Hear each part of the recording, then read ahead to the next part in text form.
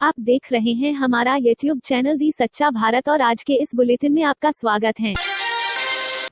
बाड़मेर जिले के शिव थाना इलाके में नाबालिग के साथ बलात्कार और हत्या प्रकरण में 30 घंटे बीत जाने के बाद दोनों में सहमति हो गई है।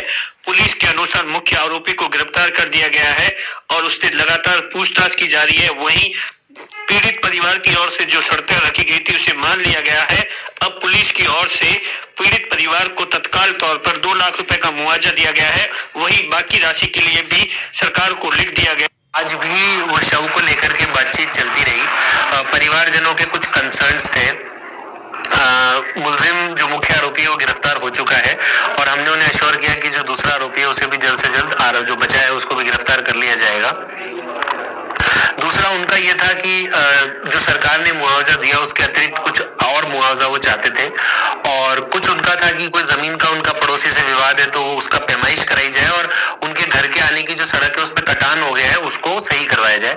तो ये 2 काम है, ये प्रशासन अपने नरेगा से करवा देगा रोड और पैमाइश का काम करा देगा और जो उनकी मुआवजा संबंधी डिमांड है वो हम राज्य सरकार को उचित चैनल पे रेज कर देंगे।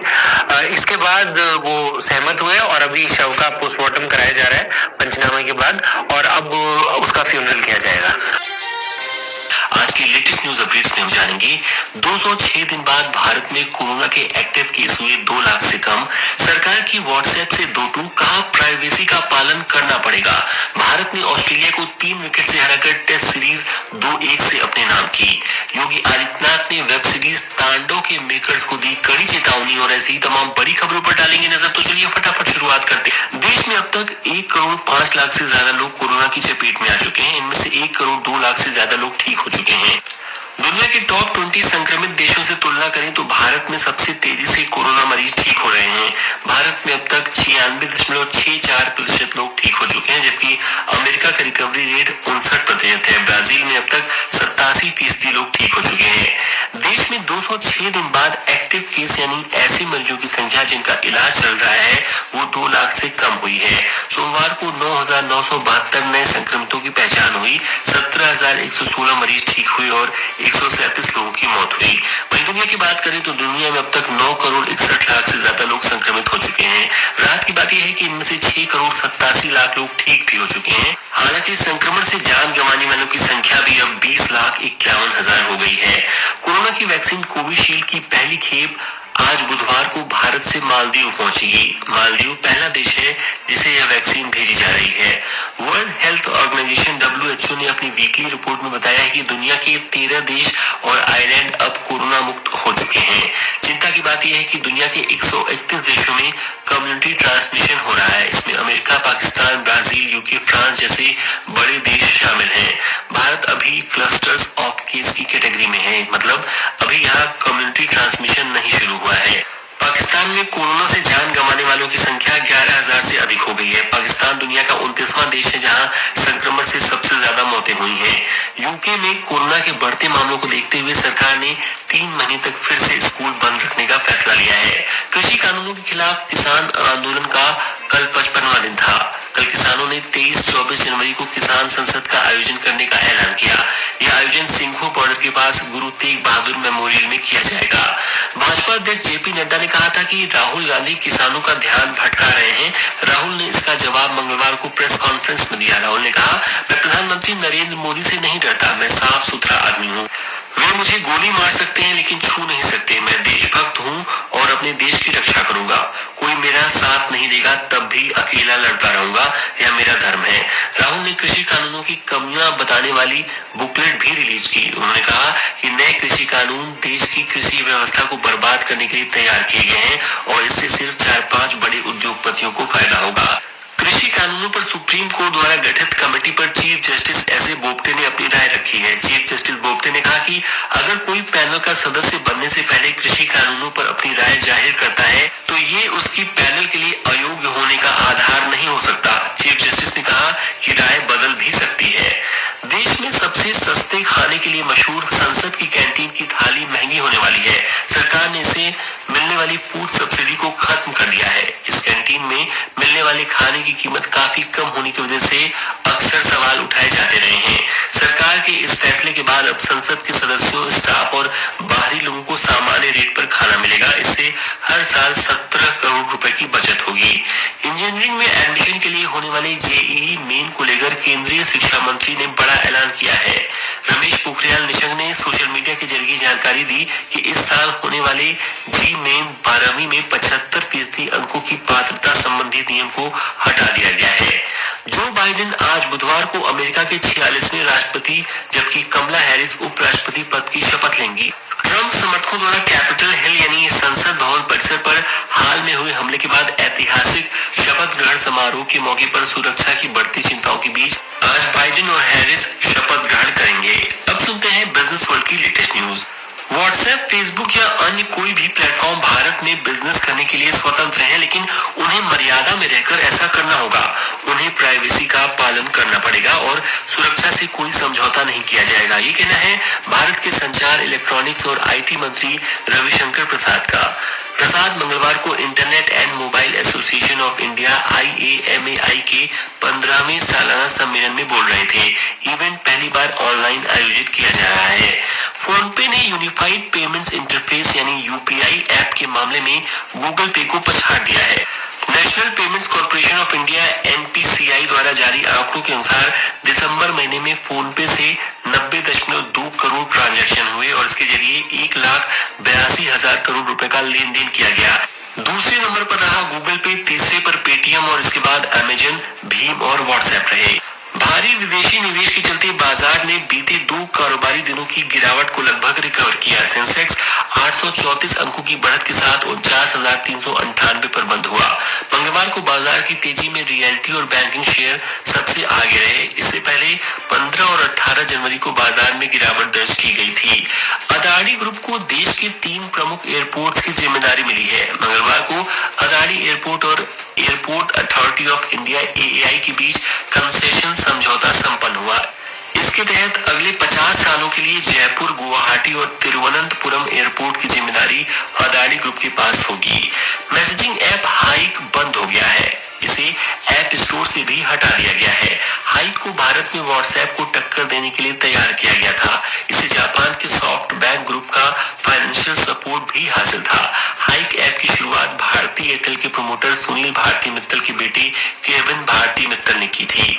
अब सुनते हैं खेल जगत के मुख्य समाचार।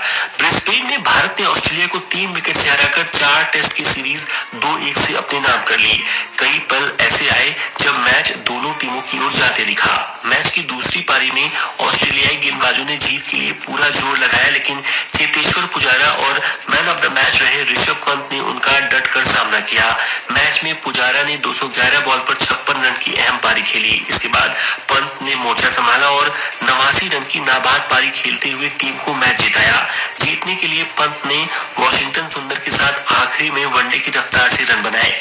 आखिर 10 ओवर में भारत ने 6.4 के रन रेट से टारगेट चेज किया। जीत के बाद भारतीय कप्तान रहाणे ने कहा कि इस जीत को शब्दों में पिरोना मुश्किल है। वहीं विकेटकीपर बल्लेबाज ऋषभ पंत ने इस जीत को जिंदगी का सबसे बड़ा पल बताया। पीएम मोदी और विराट कोहली ने टीम इंडिया को जीत की बधाई दी।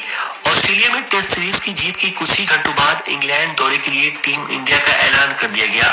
टीम इस प्रकार है: रोहित शर्मा, शुभमन गिल, मयंक अग्रवाल, चेतेश्वर पुजारा, विराट कोहली, अजिंक्य रहाणे, ऋषभ पंत, रिद्धिमान साहा, हार्दिक पांड्या, लोकेश राहुल, जसप्रीत बुमराह, ईशांत शर्मा, मोहम्मद सिराज, शार्दुल ठाकुर, R अश्विन, कुलदीप यादव, वॉशिंगटन सुंदर और अक्षर पटेल। पंजाब, तमिलनाडु और Baroda team T20 Syed Mushtaq Ali trophy के क्वार्टर फाइनल में पहुंच गई। तीनों टीमों ने लीग राउंड के अपने सभी 5 मुकाबले जीते। पंजाब ने अंतिम लीग मैच में त्रिपुरा को 12 रन से हराया। मनदीप के नाबाद 99 रन के सहारे पंजाब ने 3 विकेट पर 183 रन बनाए। जवाब में त्रिपुरा की टीम 4 विकेट पर 161 रन ही बना सकी। पाली नगर परिषद क्षेत्र के इंद्र विहार क्षेत्र में 35 लाख की लागत से बनी सीसी सड़क का मंगलवार को उद्घाटन किया गया। स्थानीय पार्षद विक्रमपाल सिंह ने बताया कि लंबे समय के बाद इंद्र विहार के 35 लाख की लागत से विधायक ज्ञानचंद पारक, सभापति रेखा राकेश भाटी के द्वारा उद्घाटन किया गया है। इस क्षेत्र के लोगों को आने जाने में बड़ी परेशानी का सामना करना पड़ रहा था।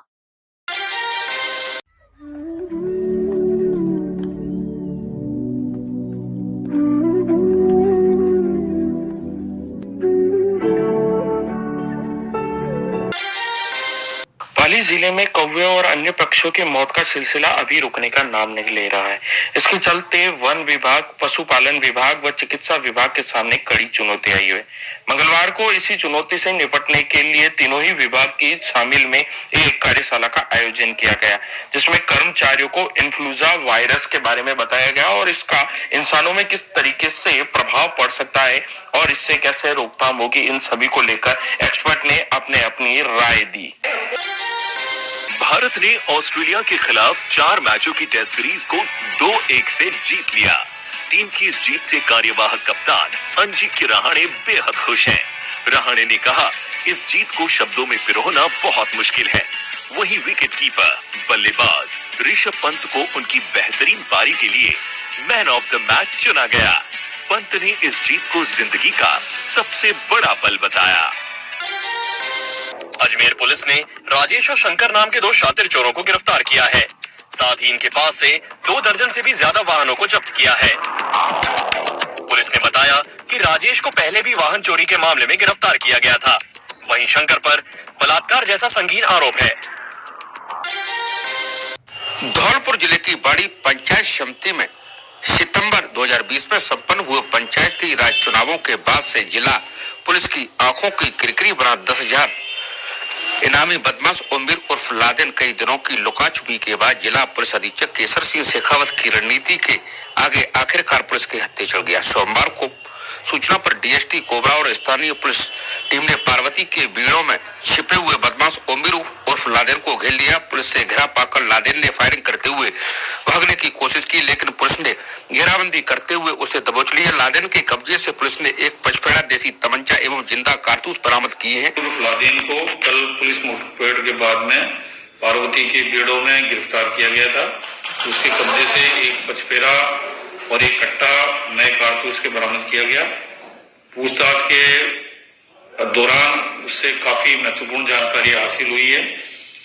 3/10 को जो केशव गुजर गैंग के साथ मुठभेड़ हुई थी, उसमें ये भी बदमाशान के साथ मौजूद था, जिसमें हमारे एक पुलिसकर्मी के गोली लगी थी और गंभीर अवस्था में उसको आगरा और जयपुर भिजवाया।